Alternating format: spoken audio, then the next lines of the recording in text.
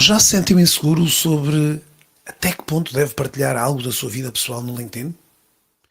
Imagine perder um cliente porque o seu perfil parecia frio demais. Bom, hoje vamos descobrir como encontrar o profissional perfeito. Profissional, entre aspas, obviamente. Esta mescla de humano barra especialista. Olá, eu sou o Pedro Caramês e este é o Fala LinkedIn, o podcast onde descomplicamos o LinkedIn para que consiga gerar impacto autêntico e oportunidades de negócio. Bem-vindos ao episódio 244. Antes de mais, subscreva o nosso podcast Fala LinkedIn na sua plataforma de podcast favorita, Spotify ou outras, para nunca perder um episódio.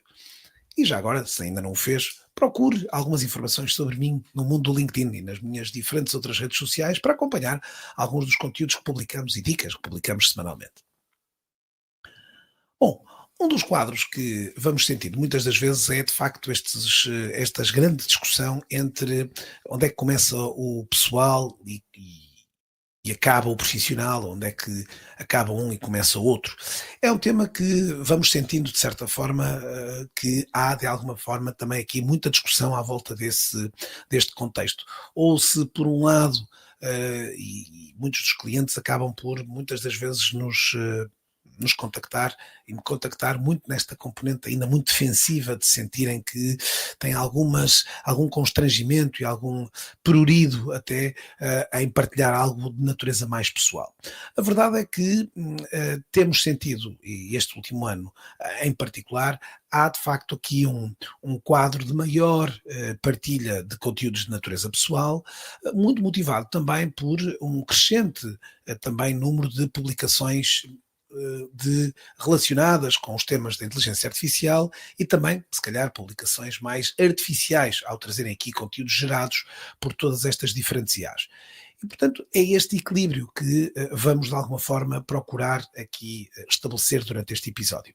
Alguns, digamos, alguns palavrões que habitualmente ficam associados a estas matérias. O primeiro é o palavrão que em inglês tem a designação de oversharing, ou seja, esta palavra do oversharing, para quem conhece um pouco da língua inglesa, que está diretamente associado ao facto de partilharmos às vezes detalhes demasiado até intimistas que podem causar até algum desconforto por parte dos utilizadores. E às vezes até este oversharing também associado às vezes a conteúdos que se calhar não acharíamos nós não estarem enquadrados numa rede profissional como o LinkedIn. Por outro lado, os utilizadores que têm exatamente um domínio oposto de undersharing, ou seja, utilizadores que não têm, portanto, evidenciam na sua grande maioria conteúdos de natureza muito, digamos, profissional, sem qualquer veiculação de outro tipo de atividades e alguns até meros regurgitadores de publicações da própria empresa.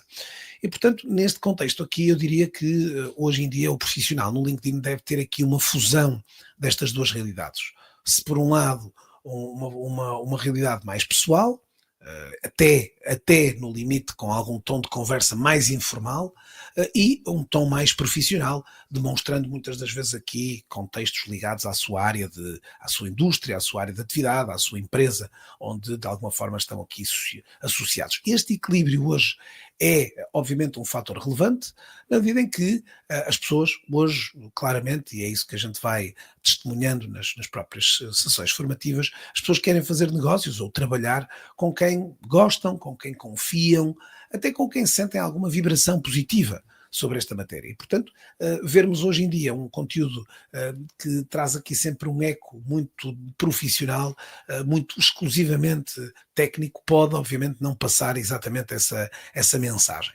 Portanto, embora aqui a gente perceba também que, em alguns dos casos, essas publicações, que já há pouco falávamos, de publicações de índole pessoal, que hoje em dia acabam por muitas delas serem publicações que provavelmente são mais prováveis de ter viralidade versus as publicações técnicas que não geram tanta viralidade. No entanto, essas publicações mais pessoais nem sempre garantem novos leads ou até novas contratações ou outras afins. E, portanto, é esse equilíbrio que, de certa forma, deve aqui funcionar. Portanto, este toque pessoal, muito alinhado acreditamos nós, vá trazer estes clientes certos e repelir as pessoas que não se encaixam no nosso ADN. Agora, dentro disto, há algumas dicas que sejam importantes aqui para encontrarmos esta justa medida. E aqui, isso leva-nos, em muitos dos casos, a pensar com que frequência é que vamos encaixar aqui no LinkedIn esse tipo de publicações, ou esse tipo de mensagens aqui. Seja tentando, de certa forma, mostrar muitas das vezes um bocadinho do tal lado B do profissional, mas que continuamos a achar que é exatamente integrado dentro deste espectro de profissional que nós aqui falamos. Isso leva também muitas das vezes a percebermos se faz ou não sentido acreditarmos aqui num quadro onde também podemos partilhar convicções e pontos de vista. Eh, Isso sim é um fator importante, embora algumas dessas convicções podem muitas das vezes criar uma falsa imagem ou até alguma imagem ou alguma convicção que hoje possa perturbar também aqui o posicionamento do profissional com temas às vezes demasiado sensíveis. É importante ponderar naturalmente se alguns desses, e normalmente aqui os temas clássicos, sejam hoje em dia, infelizmente, dos conflitos aqui à escala mundial, sejam também situações relacionadas com questões políticas, são alguns temas que hoje às vezes aqui geram alguma fratura também do ponto de vista da imagem, da identidade dos utilizadores. Claro que muitas destas componentes, às vezes aqui vemos muitas partilhas de pequenos episódios do dia a dia que são importantes aqui, algo que é revelador muitas das vezes de alguma manifestação muito positiva e de muita satisfação ou de grande satisfação, por muitas das vezes aqui uma determinada conquista que parecia difícil. Há de facto algumas narrativas também muito associadas a narrativas de superação, de resiliência, de narrativas diversas que podem aqui terem espaço, embora muitos dos utilizadores, e não é incomum na atualidade de vermos também alguns utilizadores que acabam por sentir alguma hipocrisia associada a esse tipo de narrativas. Claro, temos que, obviamente, aqui cada um de nós deverá fazer um bom ensaio, se calhar numa fase inicial que esteja a tentar trazer mais esse conteúdo pessoal, de tentar ir identificar noutros utilizadores que estão na rede já algum dessa sua linha editorial, até para, em muitos dos casos, logo fazer um exercício de este conteúdo acho interessante de partilhar, este se calhar não teria coragem de o fazer, não é? E portanto, testa um bocadinho estes limites, tentando perceber o que é que se sente à vontade para publicar, e se não se sente à vontade, comece com conteúdos, e muitas das vezes aqui o utilizador sente que, Pedro, não consigo fazer um vídeo, não consigo publicar uma imagem. Pronto, comece com outras opiniões, outras reações a outros conteúdos, às vezes que não exponham verdadeiramente nesse contexto. Hoje vamos sentindo que as selfies ou os conteúdos que expõem mais o utilizador visualmente acabam por gerar tipicamente maior impacto junto dos outros utilizadores e, portanto, isso pode de alguma forma ser conquistado aqui, até para ir percebendo um bocadinho que tipo de publicações geram mais reações e, claro, dentro naturalmente também sempre deste quadro de exposição maior ou menor, não é? Nestas circunstâncias há, como vos disse, muitos exemplos e olhar hoje, percorrer o feed de notícias é encontrar muitos casos, exatamente, sejam eles de sucesso, sejam eles de insucesso, que também ajudam a passar um bocadinho essa perspectiva e aqui, sem ser demasiado às vezes emocional, alguns acabam por criar, mas pronto, aqui a narrativa cada um irá trazer aqui um storytelling muito adequado às suas diferentes áreas. Há, naturalmente, as publicações que maior impacto geram, tipicamente também são publicações que suscitam a interação, convidam à interação, e aqui importante colocar publicações que envolvam questões, que envolvam perguntas, estimulando sempre o utilizador a participar também de todas elas.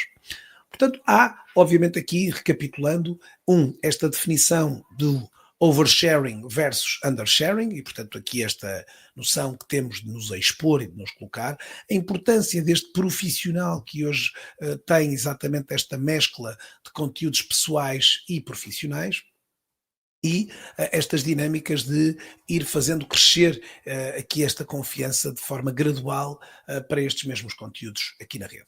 Acredito que claramente vai sair beneficiado de conseguir trazer conteúdos que estavam se calhar muito engavetados ou até que pareciam apenas e só de um domínio facebookiano ou do Instagram. Traga-os para cá, contextualize, integre-os aqui na sua narrativa, exatamente com o objetivo. Portanto, hoje não podemos aqui também, às vezes acontece, de avaliarmos um utilizador por uma única publicação que fez, às vezes de índole pessoal, mas se calhar essa publicação já está decorrente de uma narrativa já mais longa de outras publicações que exatamente que conferiram essa mesma mescla. Bom, se gostou destas dicas, deixe-nos aqui um pequeno testemunho no Spotify ou no Apple Podcast. Adoraríamos muito e faria para nós toda a diferença. Partilhe este episódio com alguns colegas que lutam aqui diariamente para encontrar a sua voz no LinkedIn. Transmita-lhes que há, de facto, espaço para essas mesmas opções. E, claro, um convite aqui no LinkedIn. Estamos todos ouvidos. Diga-me, envie uma mensagem. Ouvi o episódio de hoje, o episódio 244, e gostaria muito de trocar novas ideias consigo. Ok? Obrigado pela sua companhia uma vez mais. Até ao próximo Fala LinkedIn, na próxima semana, onde continuamos a desvendar o poder da comunicação profissional e humana e humanizada. Um abraço e bom networking, bons contactos, bons negócios aqui pela rede.